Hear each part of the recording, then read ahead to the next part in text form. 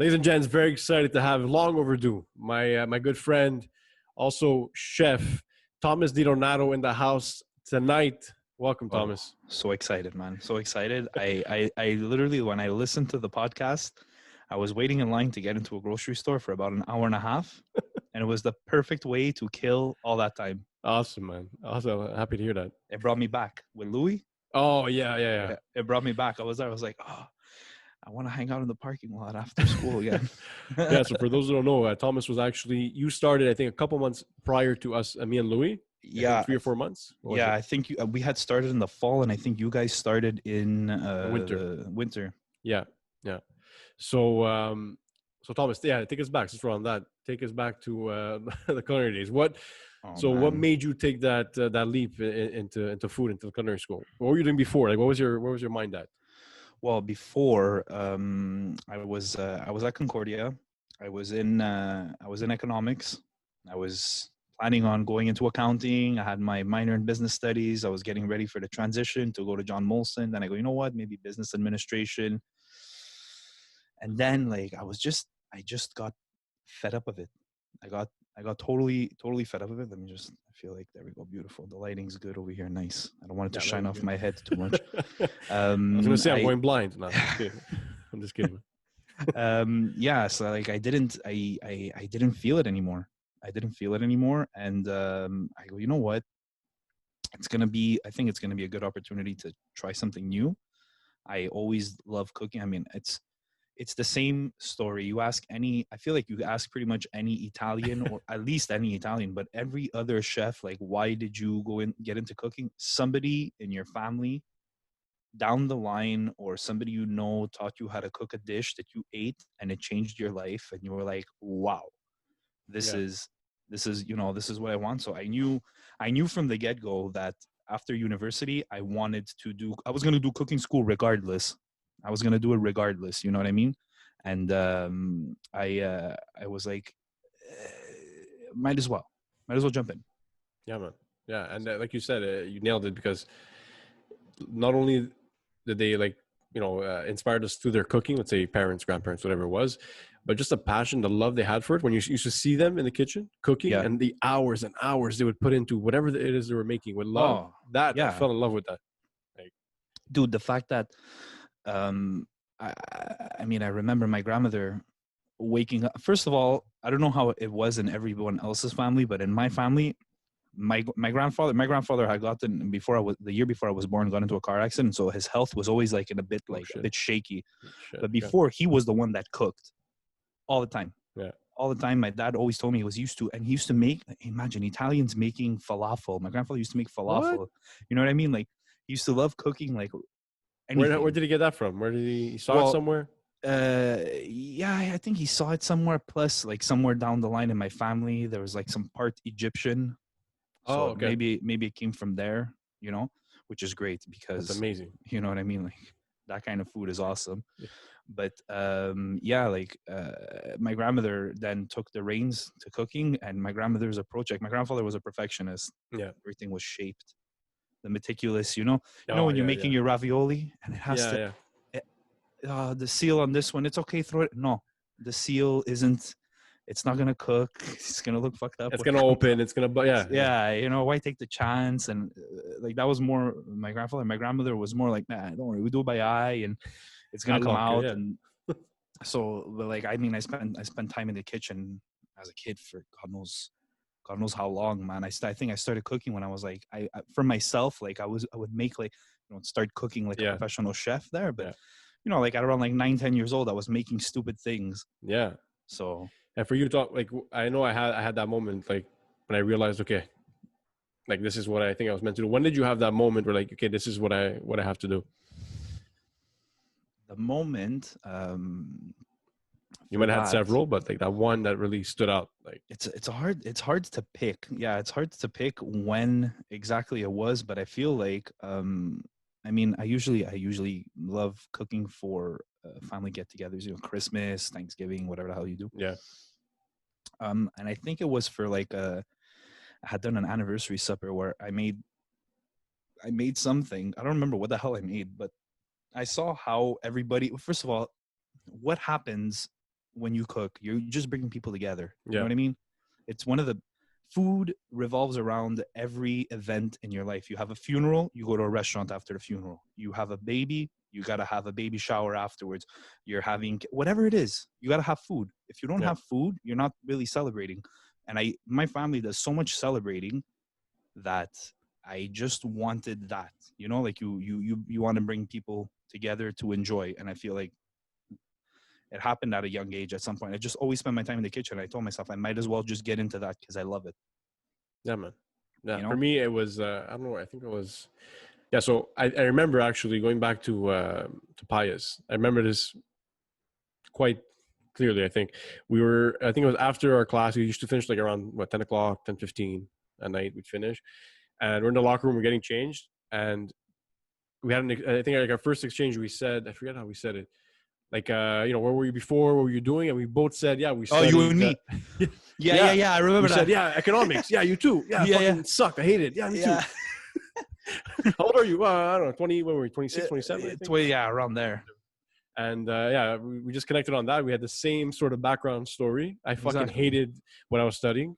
Oh, I remember, I remember my last final exam. Okay, I was in economics. I swear to God, Tom, what a I, shitty program. I had a What a book with, like, shit program.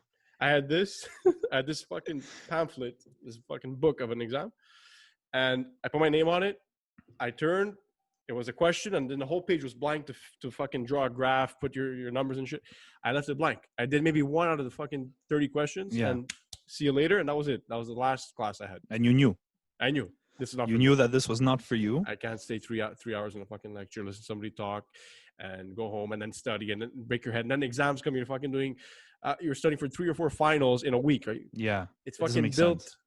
to make you to fail. Obviously, Yeah. there's people that they make it through and they go through that pain. But for me, it wasn't. I couldn't. I'm sorry, but it wasn't. How different was it? Like, you know, like your first day in university, you walk in, you know people because you're Yeah. going to university with, you know, people you went to college with. So Yeah. when you walked into Pius, how was that?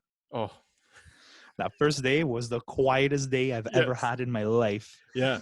But you see, everybody's fucking suppressing with everyone, because especially in our field, cooks. Yeah. We're fucking creative, right? We're all there for the Your same mind's thing. always going. Yeah. So everyone's suppressed. Everyone's like shy, and you know what to say. But and then once you break the ice, you go around the table and start talking. And what was great about it is there's so many different cultures in our class. Yeah. It was fucking incredible. Like, I was so happy to get there, and it wasn't like, you know, full of Italians. Yeah. Not to shit on Italians, but No. you know what I mean? When you Yeah. go out to a restaurant, 9 times out of 10, do you want to go for Italian food? never. You know? I want to I go to one some place. ramen. A little plug here, but I go to one place. I don't know if you've been already, but where Louis works, Luciano. For I've never Italian. been. I have to go, man. I'm telling you, man. Everything, all the pastas are homemade. It's incredible. That's where I- I go for Italian. But you're right.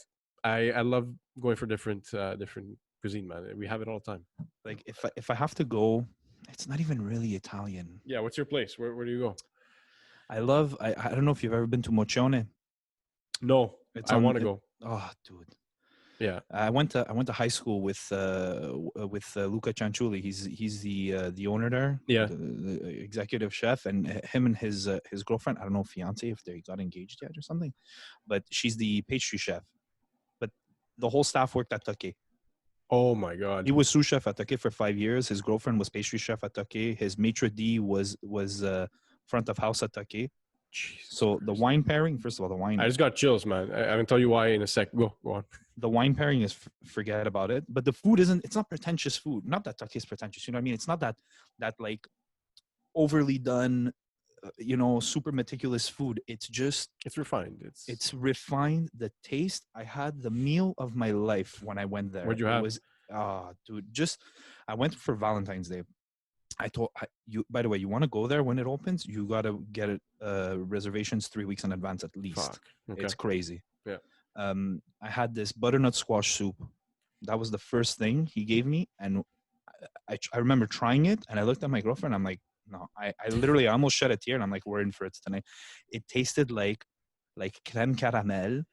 There was brown butter with salt on top, and he had put some. And I was tasting it. And it was aerated with a siphon, and I was like, "This is just the soup." You know what I mean? What the fuck is about to come out now? No, it was crazy. The menu is, I love the menu. It's like there's 12 things, starts to finish on the menu, two Wow. specials. Tasting That's menu? it. No, not tasting. They have appetizers and they have mains. Oh fuck. And the pastas, everything's made there. The pasta, their bolognese is like, I had that and it was like life changing. But their carpaccio was, he ages the beef, Oof. oyster mushroom chips. What? Yeah. Okay, are they doing any takeout right now? Delivery? Yeah, takeout? they do takeout. Yeah, they do takeout. Shit. I would definitely try it. It's fantastic. Price wise, it's incredible. Everything's from Quebec. Where are they located? They are on Villeray and Saint Denis. Okay, nice. Yeah. The hotspot, the hub. Yeah, hotspot. Yeah, exactly. It's banging over there. But the beautiful restaurant. Yeah. 25-seater, cozy. Service, the service. I've never gotten better service in my life. Yeah, man. You don't even notice your place settings disappearing and getting changed. Oh, I love my it. water glass felt like it stayed here the entire time. You're taking me back to the Tucky. I did Tucky once. Okay, my wife. Mm-hmm. And I got referred by family. Okay, they said you got to try this out. They're huge foodies. It's my cousin and her husband. Huge foodies. And he sent me a link. This was like 4 years ago, I think. And he goes, Steve, you got to check this out. They're having a special. I think it was like under 30 years old. You save like 40%, something crazy. We get there, tasting menu. Like you said, man, the service, I never seen that in my life. Okay. You get in, the girl takes your jacket. It was in the winter, takes your jacket, puts you down. They walk you to the table. They pull your chairs. They seat you down. The forks and the knives are fucking straight. They measured it with a fucking tractor, whatever it's called. And it's like that though. The second you're, like you said, the water is empty, boom. The bread is empty, boom. They're like ghosts. You don't see them. Yeah, and the tasting menu. So every course they brought obviously a different wine pairing with it, and they explained the story behind the plate, behind the wine. Yeah, it was I have chills. I fucking have chills right now talking about it. I had a cocktail at Mochane where he fills you. He made an old fashioned, but he washes the glass with like a different whiskey just to get the taste. What? And I was like, he washes with whiskey. Yeah. Where's he throw it out at? With like a smoky whiskey. He just puts it in and he mixes it up, and like he gets it to like rub against the glass, and then he fills it up with the other whiskey just to add the smoking. Okay, but does that the first whiskey orange the first whiskey, does it stay in the glass or he takes it out? Yeah. But he puts so little that it's just to give that little back taste, because it's a Balmore 12-year. It's like a fucking campfire. So it's pretty crazy on the palate. So you don't want too much of it. But man, everything was really well done. I enjoy the menu because the menu is like, do you like places where you gotta like buy 12 different plates to eat? No, I'm not that crazy about that. No. Like I understand like the presentation is nice because I can plate my salad beautifully, but the thing is that the meal is going to cost me $484 because I can't get a dish, full dish. I got to share everything. You're talking about like a tapas menu. Well, like look, I went to, and the food was fantastic. I had a tasting menu there because it was another Valentine's Day. Valentine's Day is such a scam for restaurants, man. Where'd you go? Le Fantôme. Highly recommended. Yeah. Great. Very, very good food. But like everything's small. Like when you leave, I'm Italian. Look at me. Have you been to Damas? I haven't been to Damas. Oh my God, Thomas. So yeah, I know what you're saying 100%, man. Like the small portion tapas, but these guys do have a tasting menu. I think it was $75. Okay. I think you get 5 or 6 dishes. You get your lamb, you get your fish, you get all your hummuses, your baba ganoush, your beet hummus, and it's à volonté. They have like almost like a non-pita bread style. I forget what it's called, but everything is fucking incredible, man. Everything has flavor. I've got to go there. And the service is top notch. You have to check it out. It's beautiful inside too. Yeah. It's one of the best experiences I've had was at Damas, man. Sick. Solid. I gotta try that, and then I gotta try sumac. Apparently, sumac's very good too. Yeah, man. We're fucking spoiled, man. In Montreal, it's just. Especially I hope they make it through this, man. I hope people are making it through this. I hope there's for sure restaurants that are gonna have to close. And that's one reason I started this, man. Is I want to just fucking get the message out there how important it is to support local, because this is the backbone of our fucking city. The point of the podcast was that is just to spread awareness for local markets and get through this fucking tough time together, man. So Yeah, those are places that you, like you mentioned, top And notch, man. now it's gonna start though. I feel like now that people are starting to go outside, like you see that I had stopped catering altogether Yeah, during this time because I work in a hospital. The last thing I need to do is, you know, is yeah, bring yeah, you yeah, yeah. bring you some food with a side of COVID. You know what I mean? Like True, nobody wants that. you're the first guest on the podcast that's a frontline worker, man. So first, thank you for everything you do, man. Oh, At the please, it's hospital, you're at Santa Cabrini, right? the nurses are the ones that are really like in the Still, bro, shit. I'm still, kind of in the back, but still. So yeah, what do man, you do it's exactly? tough. Well, I work in the operating room. I basically take care of maintaining all their medical inventory. So they have like over 4,000 products that I have to Wow. make. We have to do the logistics of all that to make sure that they always have everything for operations. It's been slow because they haven't been operating because of this, but Yeah. now it's like starting to pick up. Fuck. So it's good. I mean, I guess people are starting to come to the hospital, which is good in a way. But you know, like there's Yeah. surgeries that need to happen. Like if you need a knee replacement, you're not gonna go now with COVID. You know, Yeah. Yeah. so So how's it been? Like maybe now, hopefully, I think we're hopefully going towards the tail end of it. But like when it was it's hard to tell. like, yeah, like It's hard to tell because now people are gonna start going out. We haven't gotten to the peak. the peak, so people are gonna start going out. So you don't know where this peak's gonna be. But like at the hospital, everybody's doing double shifts. It's crazy, and the doctors were telling me like, oh, you know, we'll get you do some contracts with you so this you could bring food to the hospital. And but I told them, I go, guys, I don't think it's a good idea.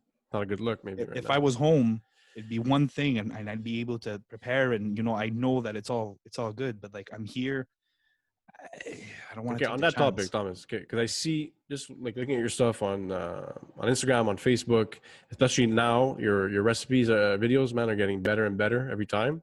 It's a learning process, man. Yeah, no, it's awesome. Getting and what is there something holding you back from jumping in 100% into food? Like what's happening? What's your Right now, just the instability right now is not a good idea to jump 100% into food. I feel bad for. I actually know of people that opened a restaurant a week before the closing happened, oh which is like, dude, oh man, yeah, talk about having a bad week. You know, fuck, um, I have some friends that have catering companies that they have like brick and mortar, and they're making it through, or they're making it through well. I don't know like how the orders are happening, but just the fact that like school closures happened and all that right there, you know, you don't have kids coming to get sandwiches at lunch to get their yeah, paninis, or you know, so there's for sure a loss somewhere, and you got to hustle more. But I'm actually kind of glad I didn't jump in right away. yeah. I feel like after this, once we dip into the next wave of this and the housing market crashes, maybe I'll buy a spot. You know what I mean? Like I feel like that's the economic side now. Yeah, That knows what's coming. You yeah, know, and I'm just gonna fucking wait it out a little bit before that's I jump true. in. But I'd be down. I was eyeing places.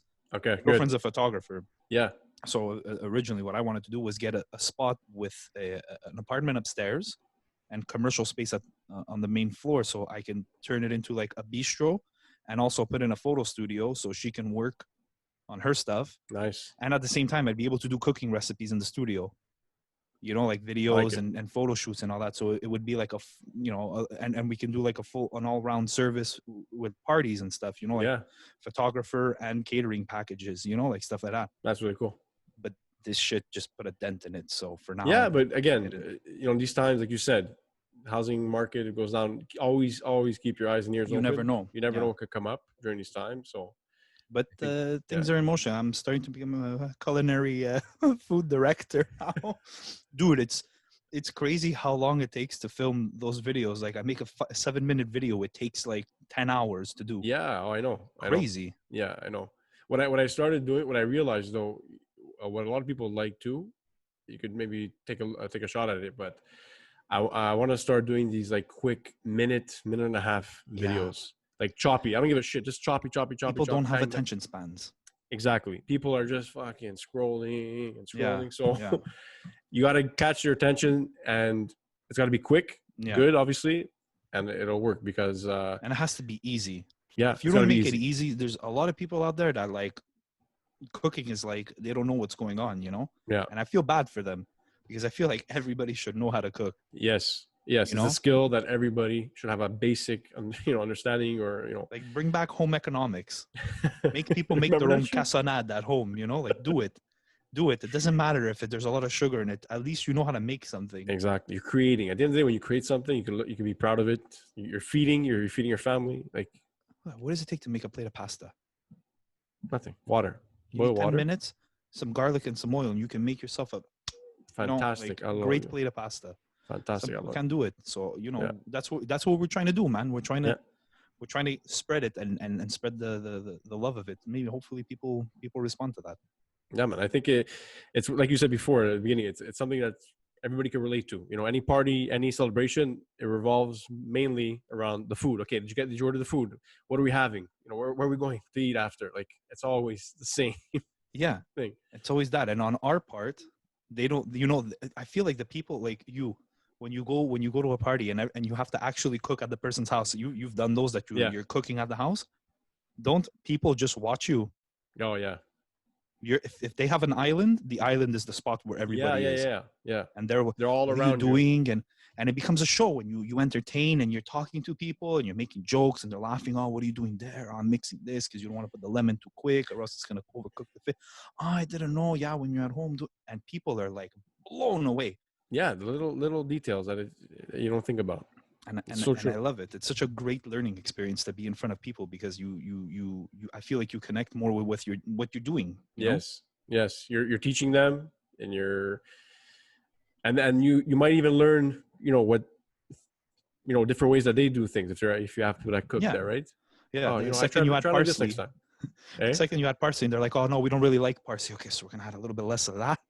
Yeah, yeah. No, it's basil. Basil. It's basil. It's happened. It's happened. No, ooh, we don't like too much black pepper. Okay, so one turn is enough. It's fine. As you're fucking doing it. As you're doing it, as you're there, okay, we're gonna fucking get rid of this. Holy shit, man! It's so true. It's like that, man. It's these experiences that you live. There's certain jobs that live certain experiences, and being a cook, being a chef, owning a restaurant, working in the food business, you have I did a catering where the oven, I was doing brunch. I had slept over in Saint Jean sur Richelieu at a house with hard water. Have you ever had to cook with hard water? It smells like sulfur, No. like yellow water. They don't have like city, like the Fuck. water just smells like eggs. So what'd you do? It's fine, you can consume it, but do you want your pasta to smell like eggs? It depends. It depends what you're making. No, like bad That's eggs. carbonara. No, like really like bad. The oven broke while I was making breakfast. Broil was the only thing that worked. Have you ever tried to make bacon on broil? No, not yet. An hour and a half to make bacon on broil. In and out, in and out, in and out, in and out, trying to keep a constant temperature. Holy! What time did you guys fucking eat breakfast at? Dude, I woke up at 4 a.m. to cook, to make brunch for 11. It was ridiculous. It was ridiculous. We got it done. I was alone. I got it done. It was like for like 15 people, but Wow, dude, on broil, like the oven goes when I'm there. that's crazy. That's fucking sabotage, man. Or you get to someone's house, you bring your whole kitchen, because when I do catering at a house, I don't know what they have. Yeah. So I take the truck. Same. Load it full. up. Put everything. But induction stove. Do your pots work on an induction stove? All of them. Not all of them. Not the big one that I brought to do all the pasta. It's an alloy. I didn't know it was magnetic, but it has an aluminum core. Go figure. Christ. It's adapting. Yeah. You wanna be a chef, you have to adapt. Yeah.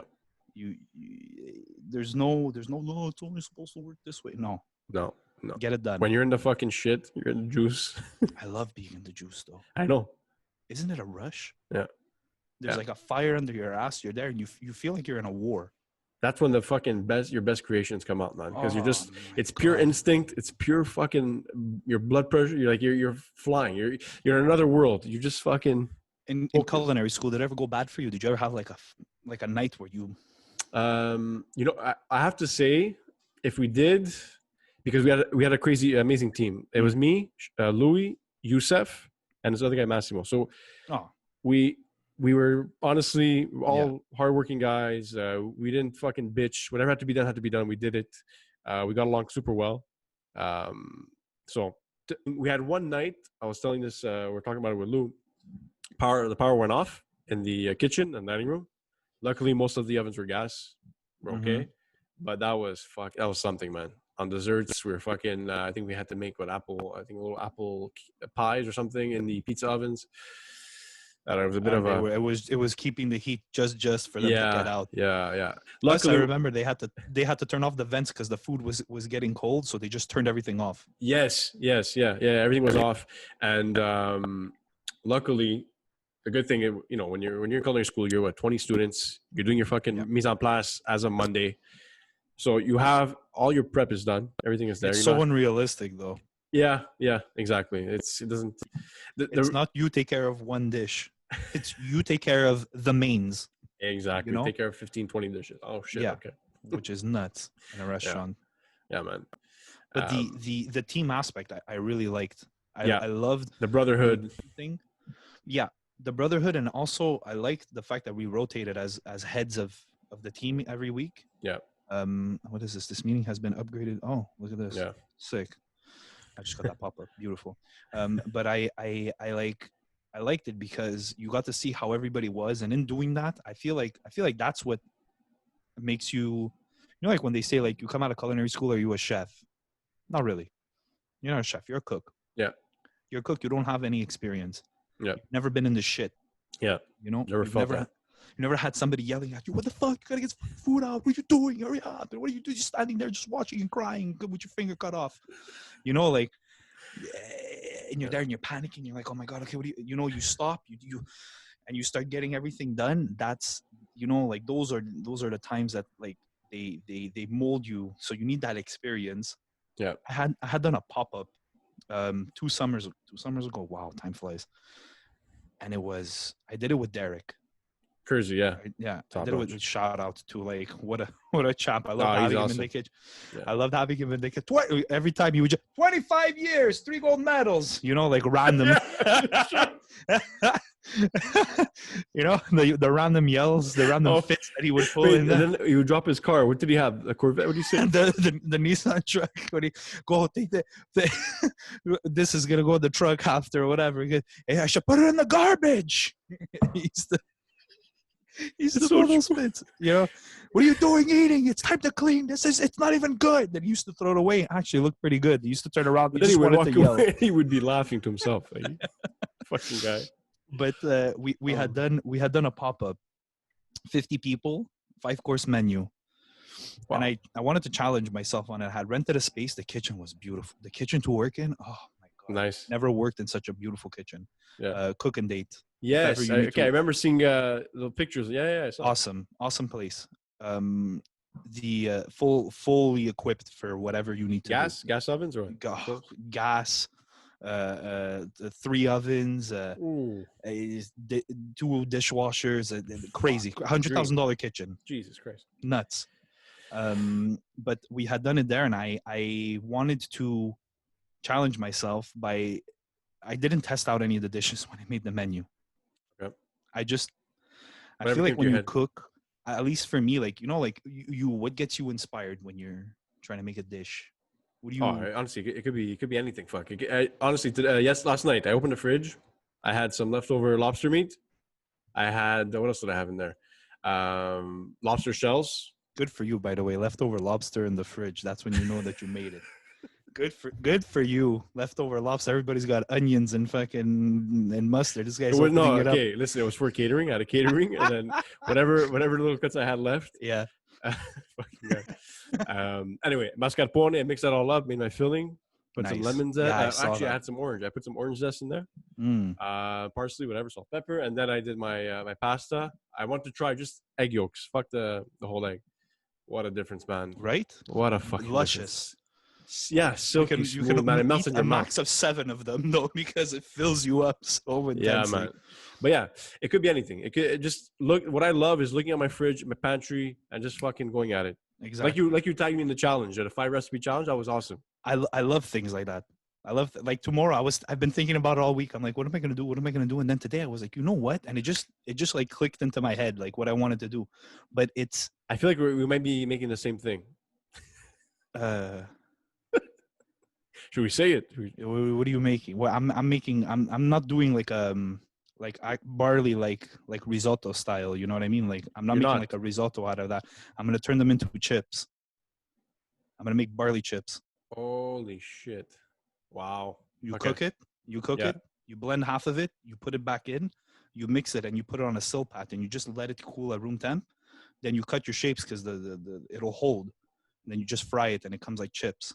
Jesus Christ. Yeah. Right? I don't know if it's gonna work. I feel like it might work. Wow, That's how the crazy. majority of my stuff is. Like I was thinking of maybe. I thought right away. My head went to risotto. I know we did it in Apayas. tastes Remember fantastic. the saffron barley risotto, or whatever. Yeah. But I was thinking. I don't know if I could make like a flour and then make a pasta with it. Yeah. You can buy barley flour. You can even bread it. I was at one point I was thinking I was doing the barley, letting it dry out a bit, and then breading it like panko. Oh fuck, that's good. You know, but then how would it stick? You do an egg wash. Yeah. You do your, Yeah. your little, and it would go. Dredge it. There's like So many.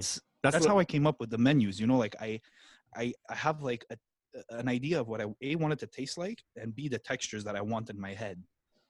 And then from there, you just deconstruct. Like when I did the burger, I wanted to get smoky, sweet, and savory. I mean, how do I work all that? That's another flavor that we got to add. I know that umami is the combination of everything, but we got to add that smoky into umami too now. We got to. You know? So I was like, oh, I'll get the smoked Gouda. Okay, but what am I going to do with the apples? And honestly, like the mustard, I just tried it out like that. And when I tasted it, I was like, what the hell? Yeah. And that's pretty much how I planned that menu for the pop-up. And it worked amazing. It was the most work I've ever done in my life. I've never in a kitchen. I remember my step counter on my phone, 35 kilometers in a kitchen. Have you ever moved 35 kilometers of steps back and forth between a fridge and an oven? 35 kilometers. 35 kilometers. We were there from 6 in the morning. How big was the fucking kitchen? Midnight. That's crazy. It wasn't that big. It was just back and forth. 5 courses, you said? 5 courses for 50 people, pork tenderloins, handmade just you and Chef Derek? Just me and Derek. I did the prep the 2 days before I started the prep. No wait stuff. Cavatellis by hand. Wow. Froze everything. Yeah, 50 portions of cavatelli is a bitch to make, man. Fresh pasta. If guys, whoever's listening out there, if you're ordering handmade pasta and you complain about it, you can go fuck yourself. Yes. I'm going on record. Yeah, I agree. It takes work. Yeah, it's a lot of fucking work. You want Unico? We can go get Unico. We can go get it. It's cheaper. Don't you enjoy it more when they? No. It doesn't have to be handmade. Beautiful. Oh man, those are the best. You gotta serve to the right crowds too. That's important. I find if you serve the people that don't have a little understanding or appreciation of what went into it, that's where it's like it's tough. Yeah, you have to tailor your menu towards the clientele that you're gonna cook for. You can't take the old school Italian that only likes pasta only with tomato sauce and make him like, oh look, I did this pizza with potato and raspberries with mint on it, and they're gonna be like, what the fuck is that? Is that dessert? Or I just want greasy cheese and pepperoni on my pizza or something. Parmesan. Oh my God, don't fuck around. Yeah. But you see, that's the kind of thing that is also like an eggplant parm. I can have that anytime. Oh yeah. Yeah. There's classics, but I like to. Tom, what's your like if right now tonight comfort food? Like what are you ordering? What's your go-to? You have to choose one thing. I know it's hard, but one. I love Asian food. Yeah. I'm a fucking sucker for Asian food, man. Yeah. I love. What? Be specific. What dish? I love ramen. Oh fuck! I could bathe in ramen. I could bathe in it for like a week at a time. I love it. Ramen bath. Oh. I love it. I love anything that's meticulous to make. Like that. Oh, the broth was made like it's been boiling for 7 days. Beautiful. Stuff like that. Even just Chinese food, any Asian food. It's such a hard question, man. I know there's so many. Honestly, there's so many fucking things. I know. Did you ever have the squid balls there? Takoyaki? No. The little they look like little spheres of like crepe batter, and then on the inside there's squid or octopus, and then they put Kewpie mayo and they put hoisin on top. Jesus Christ! With bonito flakes, dude. Where's this? Where do you get this? They're like savory Timbits. Where? There's Drop a name. I had them at Hotudagu Okay. It's near Place des Fuck, I thought you were gonna say Momofuku. no, Momofuku, dude. That was another experience at Oh, you went? Momofuku. Yeah. Oh my god. Momofuku was crazy. I had the okonomiyaki, the pancake Jesus. that they do. That was when I went there, my girlfriend couldn't believe how much I ordered. I told her, I go, listen, Once. yeah, Look I'm around. just gonna take everything, and if I don't eat it, I don't eat it. I'm fine with it. Yeah. I'm When okay are we with gonna be it. back here? Yeah. Dude, the bao buns, they got it down. The chicken bao buns and the pork bao buns. You're already salivating. I see you salivating as you're talking. Dude, crazy. The ramen, crazy. The pancake, crazy. Milk bar we went to after to get the cereal milk. Oh yeah. Ice cream. Fuck. The crack tart, the crack pie. Yes, it's literally crack. It's literally crack, right? It's literally crack. I saw her. It was on Chef's Table, right? Her episode. Yeah. Insane. I highly recommend going. We went to the one we tried to go to the one in New York. What cereal do they use to infuse that milk? What do they use? Cornflakes. Just cornflakes. It's not a super sweet. It's just you taste. It feels like you're drinking the milk of the cornflakes. And that's the best fucking part. Yeah, it's the best part of cereal. I don't like the cereal. I hate the cereal. Just fucking wait for the end. Just the fact that she thought of that, and she marketed it, she sold it, was genius. You know what I mean? Like, that's how it should be. You know, simple things like that. I had done look when you make like a condiment or something that's super simple, and it just goes with everything. I had made cubanos not too long ago. Yeah, I saw that, man. And I did the mojo marinade. The mojo marinade is insane. You want to know what you have to do with the mojo marinade? You take a bit of it and you mix it with mayo and sour cream, and you turn it into like a crema. Oh, fuck you. Salads. Fuck you. It goes on anything. It's crazy, but it's little things that you tweak around, and you just develop kinds of taste that you can put on anything. And that's one thing with you, Tom. Like I have mad respect for is that you're not afraid. Like me, you're growing up in that traditional Italian background, but you're not afraid to fucking blow up the box when it comes to developing flavors. Like just looking at, I was looking at your menu on your Gusto Catering. By the way, guys, Gusto Catering, or it's actually traitorgustocatering.com. You gotta check it out. Keep it French. I'm just looking at the private menu course, and I don't know, just I'll take one of them. That private menu course needs to get up. Served with sautéed bok choy, hoisin, and sambal glaze. Give me another one. Hold on. The steak. The sous vide chicken breast with a butternut squash puree, kale slaw with a peppercorn cream sauce. Like nobody would fucking think of this shit. Sorry, no. Think of this stuff, this kind of creative madness that goes on in your head. I love it. One of the desserts that I have there actually came from one of my favorite drinks. I made a tart inspired by a mojito. Inspired by mojito. Served with rump ice cream and mint caviar. Fuck, dude. Things like that. And you know what the thing is people, they see that and they're, I don't know. Do you know how to make crêpe Suzette? But it goes. Do you not see what's on the menu?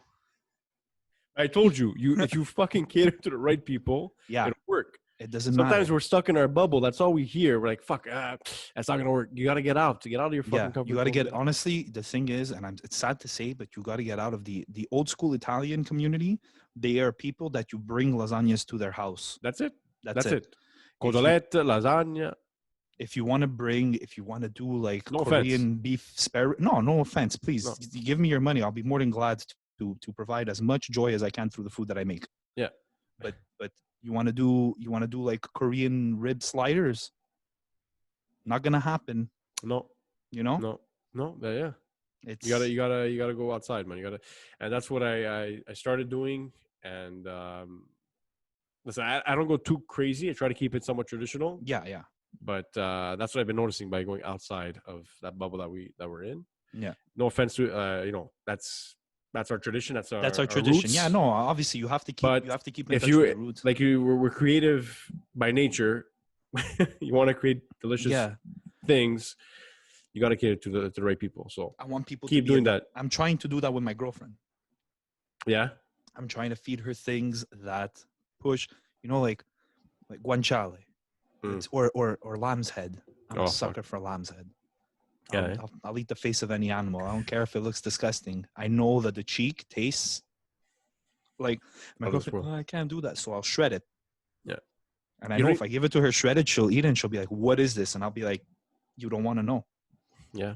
Yeah. You're not gonna like me anymore. Don't But don't ask. Just eat and don't ask. You like it? It's what, good. Bosh. Stop. what's the weirdest thing you've ever eaten? Balut. I said it. Balut. What is that? It's What's the balut? half fetus duck egg Oh shit. at Payas because we had maybe 5 or 6 Filipino students, and their Oh. delicacy, one of the delicacies is balut, man, and that was rough. Was it? Even yeah, What was it the was. taste like? It's a So texture thing, though. Huh? it's a texture. It's Mm. mind over matter. It's crazy. So the bottom is egg yolk, cooked egg yolk, and then when you start getting halfway up, then you start seeing okay, the torso, the neck, the beak, the head is there, the little feathers. Yo, it's fucked up. Yeah, So the bottom half is not bad. The top half, just fucking I don't know if I'd be block able it, to do chug that. it down with a glass of fucking whiskey or water, whatever the fuck you have. It Oh was my god. rough. It was Weirdest rough. thing I ever ate was veal testicles. Oh fuck! How were they served? Look, the first time my mom wanted to make them, which I don't know. Anyway, my mom wanted to make them. Good for her that she's adventurous like that. Yeah. The way you're supposed to do them is you're supposed to slice them raw and then Okay. fry them, bread them and fry them, or fry them like without breading. Slice You them have to raw. cook Wait, how them the fuck you sliced. slice? Don't fucking start bleeding out. There's leaking out. it's not like that. It's not a cream puff. It's the contrary to what you first of all, the first time she made it, it was just a nut on my plate.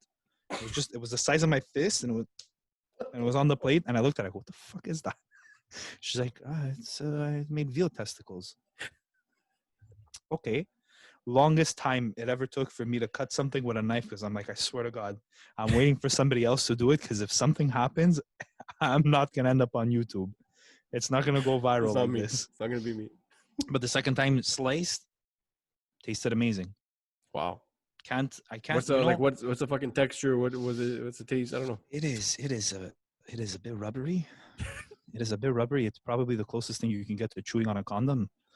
But if you fry it, if you do it fried, it's tender. It actually tastes really good. And you fry just like that? You don't You bread bread it? it. You do some Wow. breading. You do like a flour, egg, breadcrumb breading. Okay, And there then you go. you fry it, and then when you hit fucking it with some chicken. salt, yeah, it's like chicken. But then what you do is they put parsley and they put lemon on it. That's traditionally, like, I guess the how you eat balsa. recipe Okay. that my mom got from somebody, like with lemon, and perfectly fine. I'm not saying that I Babe, where's the crave it. lemon Like and tonight, I parsley? get home and I feel like Babe, get the lemon making and parsley. It goes testicles. really well. No. I'll have pasta any day. Trust me. No, it's the adventure of doing Yeah. that. Get a that fucking I like. It's a rush. I'll never eat bugs though. Yeah. You know what? They sell what is it? Cricket powder? Yeah, I don't. You might not Good even for know them. it's there. good for them. Yeah. Keep I know. it. I know. Keep That's it. fucked If up. I'm gonna make a powder, by the way, this is a pro tip to anybody out there. Go to any Asian supermarket, buy the dried shiitakes, buy the dried mushrooms. Get yourself a cheap coffee grinder, grind it into a powder. Use that when you cook. Oh. Instant. You just throw umami all over the place. Oh, Yeah. eggs, umami. Risotto, mushroom risotto with powder. Add that into the risotto. It's almost it's it similar. illuminates It's similar the- to maybe adding like shaving fucking truffles on it. Not exactly, but You're just getting that savory. You do it in a cream of mushroom. You put it on top raw. You don't have Yeah. to cook it because then it hydrates and it cooks. It's a powder. Yeah. So you just top it with that, and it's yeah, little man. That's another dimension. Little fucking, tricks. Yeah, man. I like So it. many little things that you learn. That's what makes people. What turns was people into what was chefs. your biggest takeaway from culinary school? You have to. I feel like you have to. You really have to learn how to not only work with people, but you have to learn how to trust people. Mm. Yeah. Like, I'm the type of person that I like to have my hands in everything. When I was in charge of the team, I would, first of all, by nature, I feel like I'm just really good at assigning roles to people because I analyze how people work and who can do what. Their strengths. You focus on their strengths. Yeah. Yeah, you focus on their strengths and you try and go accordingly. But I feel like you also have to trust them. At a certain point, I was like, okay, yeah, like I want to see. First of all, I'm not an expert. Like, how pretentious is that for me to be doing that? Yeah. But at the same time, it's also because I had the drive of like, let's make it good. Let's make it as good as it could be. Yeah. And when you learn to trust the people on the team, everything just gels together, and the communication was better. At a certain point, there was no communication. I've done catering with Derek that we were there for 5 hours, 6 hours. We didn't even talk. Yeah. You already know what You what they're know, it's a thinking. dance. Yeah. You know what's Yeah. going on. You guys are synchronized. You already, you know what's happening. You know where you're Like at. the first night in the kitchen was a disaster. I had never worked in a kitchen, Yeah. so I didn't know how it was. And I remember it was a breakfast module, and I had Yeah. to do the eggs Benedict. Oh my God. The fucking hollandaise. I wasn't getting any orders for eggs Benedict. Nobody wanted any, but Chef Sistino would hit me with orders. Just prepare plates. Yeah. None of my poached eggs were coming out. Everything was under poached all the time because when I would pre-poach them at the beginning, I didn't do it long enough for the whole white to set. Yeah. And then when I would put them back in, everything would separate. Fuck. So I didn't even get a plate out, but nobody was ordering it, which was fine. But I told myself that day, this will never happen again. That I will not be prepared for something. That's how you learn. That's how you get better, man. You have to you have to have those fuck ups. You have to have that feeling of, I feel like fucking shit. I feel useless. I never want to feel this again. So you gotta cut your finger. You gotta fucking, you know when they said that the most dangerous tool in a kitchen is a dull knife. Yeah, they're absolutely right. This finger, I lost maybe all, like a nice amount of it, like about all that just cut almost to the bone. Ooh. With a dull knife. At school? No, at home. Oh fuck. Right? And I had just gotten back home from work. Now I have to go back to the emergency. You know? But you get VIP treatment at least when you go. I almost cauterized my hand on a frying pan not to go back. No, I stayed there for like 6 hours because the bleeding wouldn't stop. Jesus Christ. You just didn't give a fucking No, it was pass. nuts. It was nuts. But you know, like now the knives are always sharp. Yeah. You fuck up once. Yeah. Make sure it doesn't happen. If you don't learn, shame on you. Yes. Exactly. That's what it has to be in a kitchen. And that's not only the kitchen. That's every aspect. In life. Every fucking aspect. Exactly. But like, look, what if you would, you know, do the same fuck up in a kitchen every 2 nights? Every 2 nights, it's the same mistake. You're gone. You're gone. Nobody's going to keep you. So you got to be willing to learn. You got to accept the fact that you don't know as much as you think you know. Yes. And you have to be, it's being humble. You got to be humble when you're doing something like this. Like especially when you get criticism, you know, when you go to, the buns, would have been nice if they were homemade brioche. Yeah, but you didn't pay for that. Yeah. Number one. Number two, like, okay, I understand. Noted. Yeah, me, when I make my pasta, it's never going to taste like you. Yeah, everybody has their opinion. You have to have you have to be able to take it. You have to be able to understand it. And you have to be able to, not go into a murderous rage. So, yeah, that's true. And you don't have to take it to the fucking bank. Like, take it with a grain of salt. Thank you.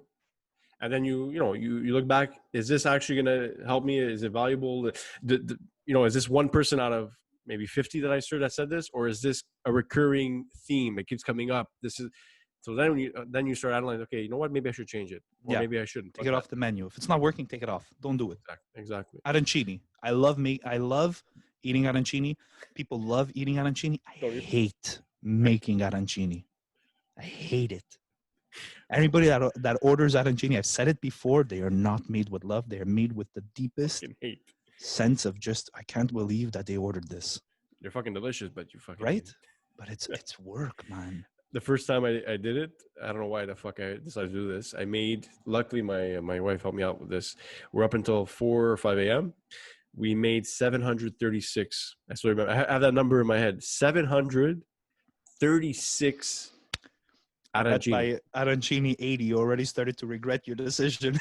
She said, no, they're off the menu. Rice just became illegal. Right now, I don't know, it's an epidemic, man. I bought the arancinoto maker. Oh, forget it. Me, it's fucking ice cream scooper. I bought 2 scoopers. It's honestly, it works well, but when you're in a you can't. You gotta do it by hand. Or I'm gonna take them off. Yeah, you take them off. Take them off the menu. One arancini. I'll send them to you. He can make you at least 700 of them. Minimum.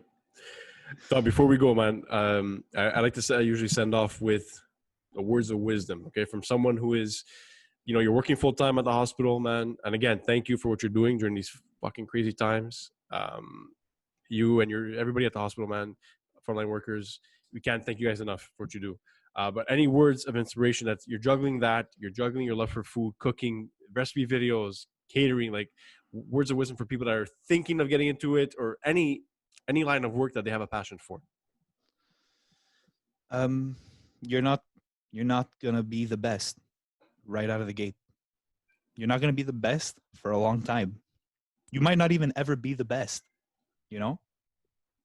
But if you like it, if it makes you happy, look, what do you have to lose? You know what I mean? There's people that work jobs for 15, 20, 25 years, and they hate it.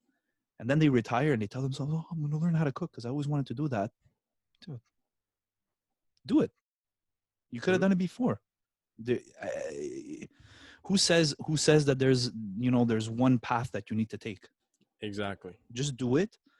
If you fuck up and it fails, hey, look, you learned. At least you came out with something. So you shouldn't be afraid to not be the best in doing it. You might not be. Look, you and me, it's a learning process. We're still learning. Oh yeah, every day, every fucking day. Are you famous worldwide? I hope. I hope you do. Yeah, but I don't even care about that. But I think we do it because we love it. You do it because you want to share it, and you do it because you hope it impacts people, and people take something home from that. 100%. So I think if that's always your intention when you do it, eventually the rest will come. Whatever success you want to have, whether it's money, whether it's fame, I think it's going to come. Just keep putting that same effort and passion up, because people will see it. They'll feed off that. Exactly. And it'll grow organically. You don't have to force the shit. Just do what you have to do what you love. And look at this podcast. Yeah. Look at this podcast. You're doing it because you want people to connect with people that are making the food. You want to get awareness out there. Do it. Yeah. People are listening. Yeah. People are listening. Look, I was dying to come on this. I heard those episodes, and I'm like, I felt like a little kid again. I want to get in there. Yeah. So do it. Do it. Yeah. Go find, even if you have to go fucking a restaurant nobody's ever heard of. Go interview the chef that makes the pho over there. And they kill it. Yeah. And do it. Yeah. Stop fucking talking about it. Just get a translator in case. I don't know if you do, but I listen to a lot of Gary Vee, man, and he just fucking woke something up in me. Yeah, he's the king. Doesn't matter. Likes don't matter. Content matters. Intention. Yes. Intent. So if you want to do it and you want to spread good and you want to, it's going to work out. It's going to work out in a little way. It's going to work out in a big way. Whatever way it works out, you'll be better off than if you didn't do it. And my big thing too is regret. I don't want to fucking have any regret when I fucking croak. I don't want to live that shit. I want to know I did it. I tried it at the best of my capabilities, and that's it. I'm going to just be buried in an arancino. That's how it's going to happen. I made enough to get buried in 730. Jesus Christ. 738 pieces. Fucking shit. But Thomas, man, thank you so much, man. This was long overdue, and I think there's more coming. Thank you. I think there's more coming. There's more to be said for sure. We could talk about food for days, weeks, months. Forever, yeah. No problem. That's all I do at work, man. My YouTube is full of that. When I'm on break and I'm just looking, I'm just like, at the later. It's all food. So we're going to definitely, I have a podcast too. We'll figure something out for that, and we'll do a podcast for that too. Yes, sir, man. Any day, man. Any day. Thank you again, my friend. We'll talk soon. Cheers. Keep fucking cooking. Exactly. Keep doing those videos. And bring it tomorrow. Yes. Listen, over the weekend, whenever you do it. Whenever you do it. It'll be this weekend. I got to do this week because next week's a shit show. But yes. We're doing this. When it's a shit show, it means it's going to be busy. So good. Exactly. Thank you, Thomas, man. Take care. We'll see you soon. See you soon. Ciao, buddy. Ciao.